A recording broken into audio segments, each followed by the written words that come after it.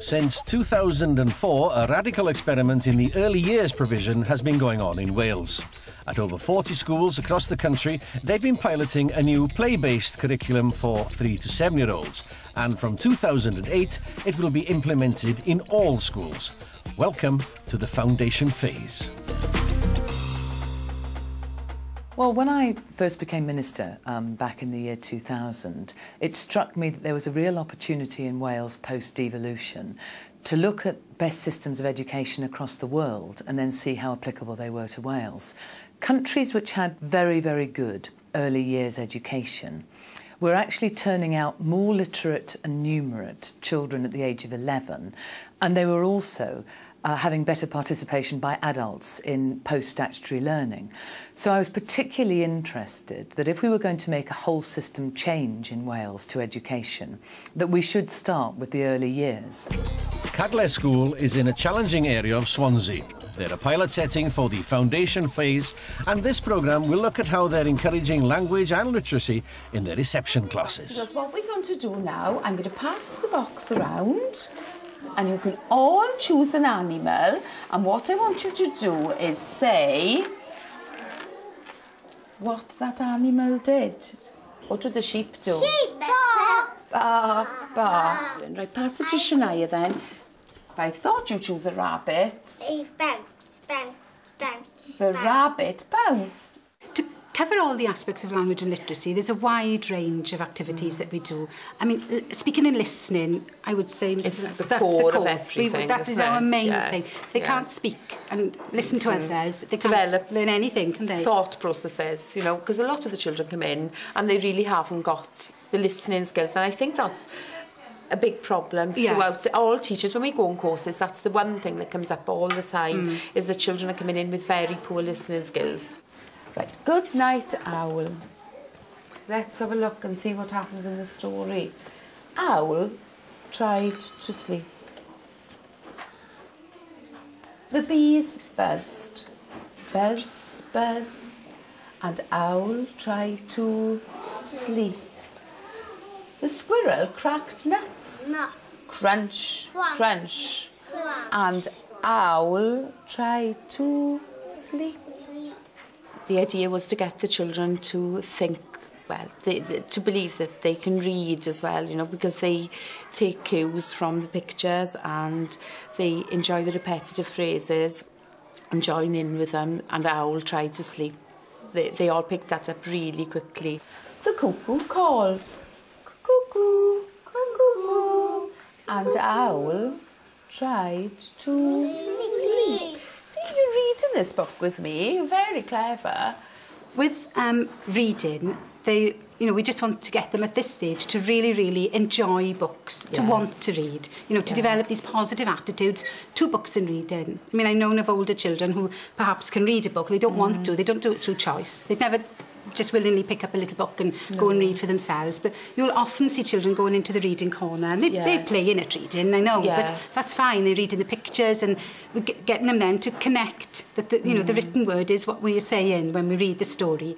After the storm, after the storm. We're reading Percy the Park Keeper. It's not just one book. There's a whole series of books, isn't it? And we started off with just the one book, but the children have enjoyed it so much that we decided now we're going to keep Percy for the whole of the year with us. Yes. And they're going down really, really well, aren't they? And we can see lots of potential to extend the curriculum through that, exactly. You know. A key aspect of the foundation phase is using the outdoors to further learning.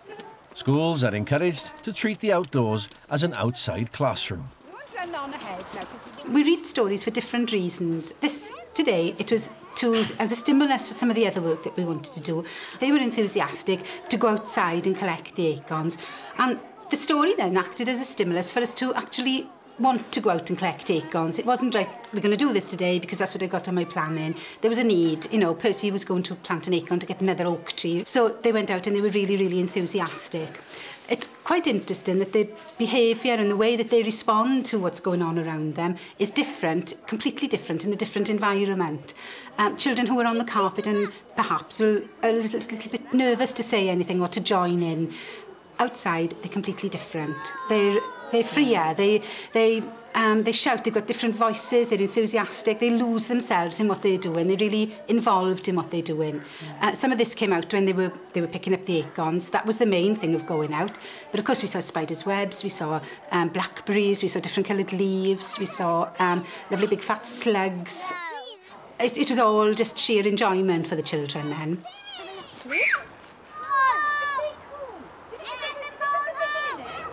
We use the outdoors a lot more. We used to take them out, but I think we actually take every opportunity. We sort of stop and think, well, could we do that outside? Yes. You know, could we do that in a different way? We've got several milk crates. They look like junk to anybody, you know, bits of wood, but they create so many things out of that. You know, they build houses, bridges are their favourite thing at the moment, and they just link them all together with planks of wood. They get in communication skills because they're speaking to each other. They've got to communicate to get everything done. Outside then in the sand pit, they were building a wall. Obviously somebody's father is a brickie because the formation of the wall was brilliant. They had bits of sand in between the insulating blocks. And there's lots of communication needed for two children to achieve that together, you know. And there is a lot of collaborative work with them, and they're becoming more confident. I wanted to pick up this whole notion of a skills-based curriculum, actually that we should look at learning by doing, not just learning by knowing. And that's not least because a lot of kids come into the education system unable to socialise, unable to express themselves appropriately in language, but still very able to play effectively. How we could channel that in terms of other activities and their learning potential. A significant change is lower adult to pupil ratios.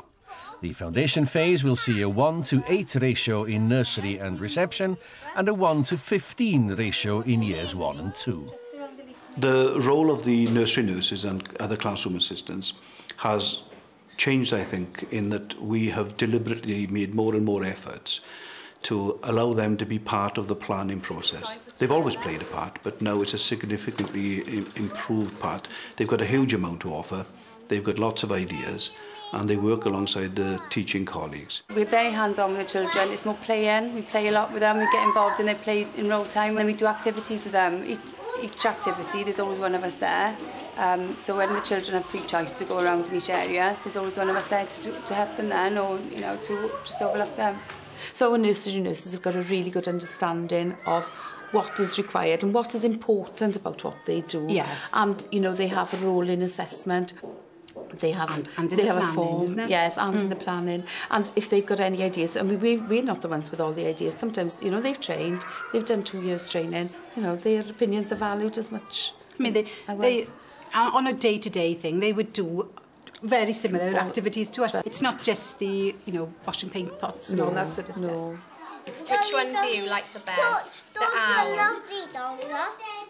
You like dogs? Yeah, because they're lovely. With the foundation phase now, it's more practical approach to learning, and they learn through activities rather than sitting down and having a group doing a worksheet with, you know, getting things down on paper. It's done in a more practical way. There, Cameron. We make observations on them and write them down, you know, how they're doing. So we've got some sort of record for them. What did we say that dog? The days pre-foundation phase, we would have shared a nursery nurse here. So if I'd had a morning on my own, I wouldn't have gone outside with 20-odd children to do lots of lovely activities outside. You need a smaller ratio to get all the speaking and listening and the social skills. It would just been a to make the most before, of it. Yes, that's it. Whereas now it's a real learning experience, yes. you know. The foundation phase costs are actually phenomenally high. It's meant, because of the pupil-teacher ratio, that we've had a lot of extra funding which we couldn't possibly match otherwise. But the Welsh Assembly Government have made a commitment that by September 2008, when all schools come on board in nursery and reception, that they will provide that funding. Well, we're putting a lot of investment now into training additional staff, and because we're rolling the foundation phase out year on year, we'll be putting increased investment in. This is costing us a great deal more than the traditional education system at Key Stage 1, but we are prioritising this as a government because we think it's worth it. Pass the magic box round and round, round and round. round and round. Pass the magic box round and round and see what you can find. Have a little peep now, Kyle. What is it? Put the lid back on. Put the lid back on. Quick, quick, quick, quick. What have you got, Kyle? It's a little snail. Let's see what we've got so far, shall we? What's this? The star. And we've got some socks. And we've got a seal. This was the very first time that we'd started doing any phonic work at all, you know. So I'd had the box with all the S items in it. Obviously, the passing around is a big thing with the children. You know, we're building up on their sort of personal and social skills and speaking and listening all the time. But it happened to be today with the phonic awareness of the letter S as well, you know, the beginnings of reading really then, isn't it? Following that activity then, the children worked in the group so that they could make S shapes. I mean, you know, we wouldn't sit them down with a worksheet and, you know, and just have them copying there. You know, we're developing their muscles and their fine motor skills as well, and, you know, just the enjoyment really, and they chat amongst themselves. That's what we start off with. It doesn't always stay on letter S. They might think, OK, I've done that, now I'm going to do something else.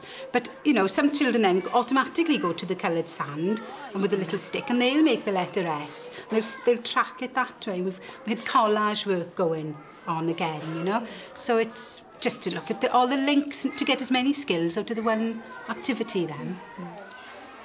The foundation phase encourages children to begin writing only when they are developmentally ready to do so.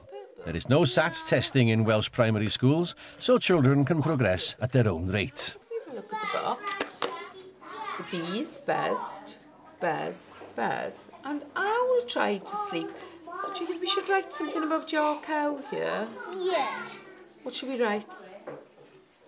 Children begin writing when they are ready. Yes. Some will go and start emergent writing now. Yes. You know. Some have come in being able to write their names, you know, from the nursery. Yeah. But some just aren't ready And yet. some are nowhere we near take that. it from, because of the numbers of children we've got and the ratio, it's easy to observe them, assess them, and to predict when they're ready for that.